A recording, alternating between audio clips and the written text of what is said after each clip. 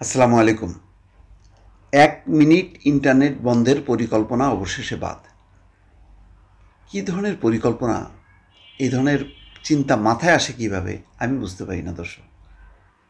একবার দেখেন জুলাই গণঅভ্যুত্থান দিবস হঠাৎ করে বলল যে বাংলাদেশ কি পুনর্জাগরণ দিবস ৮ তারিখে। ৮ তারিখ কোথাতে আসলো? ৮ তারিখ একটা ক্যাবিনেট গঠিত হলো। ৫ তারিখটা হলো আসল গণঅভ্যুত্থান দিবস। তো গেল প্রবল সমালোচনার মুখে সেটা বাতিল। এখন আবার সেই ১ মিনিট ইন্টারনেট বন্ধের পরিকল্পনা করেছে, এখন আবার সেটা বাতিল। এই ধরনের খামখেয়ালিপূর্ণ কেন হয় জানেন? অর্থাৎ বর্তমান যে সরকার, সেই সরকারের হচ্ছে রাজনৈতিক মানে কি বলে, রাজনৈতিক চিন্তা চেতনা থেকে অনেক দূরে। তাদের কিছু পুঁথিগত বিদ্যা আছে, সেটা দিয়ে তারা চলতে চায়। বাস্তবতার সাথে সম্পর্ক নেই বলে এই ধরনের মানে আবেগী বা কাল্পনিক কিছু মানে কনসেপ্ট তারা নিয়ে আসার চেষ্টা করে। ১ মিনিট ইন্টারনেট বন্ধের মধ্য দিয়ে তারা ওই যে শেখ হাসিনার আমলে আমাদের জুনায়েদ আহমেদ পলক তারা যে বন্ধ করছিল, প্রায় ৪-৫ দিন যে বন্ধ ছিল, সেইটাকে মনে করায় দিতে চায়, সেই কারণে বন্ধ। আর এটা তো অন্যভাবে করা যায়। মানে ওই যে দেখলাম রিপোর্টে যে ১ মিনিট বরং ইন্টারনেট এটা ফ্রি করে দেওয়া যায়, উল্টা করা যায় বা অন্য, এটা মানে এই ধরনের চিন্তাটাই বা কেন আসে? অন্তর্বর্তী সরকার অবশেষে ১ মিনিট ইন্টারনেট বন্ধের পরিকল্পনা থেকে সরে এসছে। প্রবল সমালোচনার মুখে জুলাই পুনর্জাগরণ অনুষ্ঠানমালা থেকে ইন্টারনেট বন্ধের পরিকল্পনা বাদ দেওয়া হয়েছে বলে বৃহস্পতিবার ফেসবুকে জানিয়েছেন সংস্কৃতি বিষয়ক উপদেষ্টা মোস্তফা সরওয়ার ফারুক। বুধবার জুলাই পুনর্জাগরণ অনুষ্ঠানমালা ঘোষণা করেছিল অন্তর্বর্তী সরকার।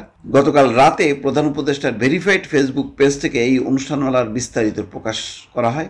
এর মধ্যে একটি কর্মসূচি ছিল ১৮ই জুলাই সারা দেশে ১ মিনিটের জন্য প্রতীকী ইন্টারনেট ব্ল্যাকআউট। চিন্তা করেন, সরকার বলছে ২০২৪ সালের ১৮ই জুলাই রাত ৯টায় আন্দোলন ঠেকাতে তৎকালীন সরকার মোবাইল ইন্টারনেট বন্ধ করে দিয়েছিল। সেই সময়কে স্মরণ করতে এই প্রতীকী ইন্টারনেট ব্ল্যাকআউটের সিদ্ধান্ত, যা বাস্তবায়ন করবে ডাক, টেলিযোগাযোগ এবং তথ্য প্রযুক্তি বিভাগ। এই ধরনের চিন্তা মানে কারা মানে উদ্ভট ধরনের চিন্তা আনে, এটাও একটা ভাবার বিষয় যে মাথায় চিন্তা আসলো কী করে, যেটা খারাপ জিনিসকে প্রতীক হিসাবে এটা তো অন্যভাবে করা যায়, যে আরও স্বাধীনতা, আরও মুক্ত করার নানান পরিকল্পনা আনতে পারত।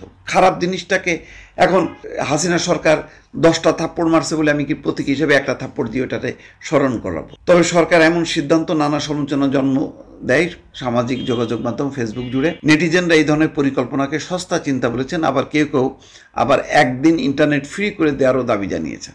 নেটিজেনদের যত সমালোচনা, আমি একেবারে স্তব্ধ হয়ে গেছি। এই ধরনের চরম অর্থহীন প্রস্তাব যে আদৌ আলোচনার টেবিলে উঠতে পারে সেটা বিশ্বাস করতে পারছে না। সত্যি আমারও মানে অবিশ্বাস্য লাগছে এই ধরনের চিন্তা। নিজের ভেরিফাইড ফেসবুক অ্যাকাউন্টে কথাগুলো লিখেছেন একসময়ের ফেসবুকের বাংলাদেশ বিষয়ক কর্মকর্তা শাবহানাজ রশিদ দিয়া।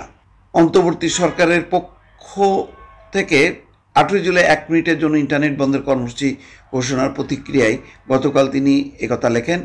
শাবহানাজ রশিদ আরও লেখেন, এমন সিদ্ধান্ত আন্তর্জাতিক মানবাধিকার আইনের, বাংলাদেশ সংবিধান, বাংলাদেশের টেলিযোগাযোগ নিয়ন্ত্রণ আইন এবং সদ্য গেজেট হওয়া সাইবার সিকিউরিটি অধ্যাদেশ সব কিছুরই সরাসরি লঙ্ঘন।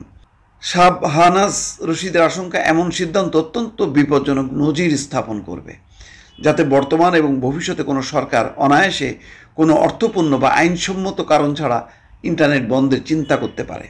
এর পরিবর্তে একদিনের জন্য ইন্টারনেট বিনামূল্যে করে দেওয়া উচিত বলেও তিনি লিখেছেন। এটা সঠিক কথা লাগছে, আমি সম্পূর্ণ একমত। এই ধরনের মানে অবাস্তব স্বপ্নচারী কারা বসবাস করে সরকারের ভিতর, সেটাও একটা প্রশ্ন। দর্শক ভালো থাকবেন, আল্লাহ হাফেজ।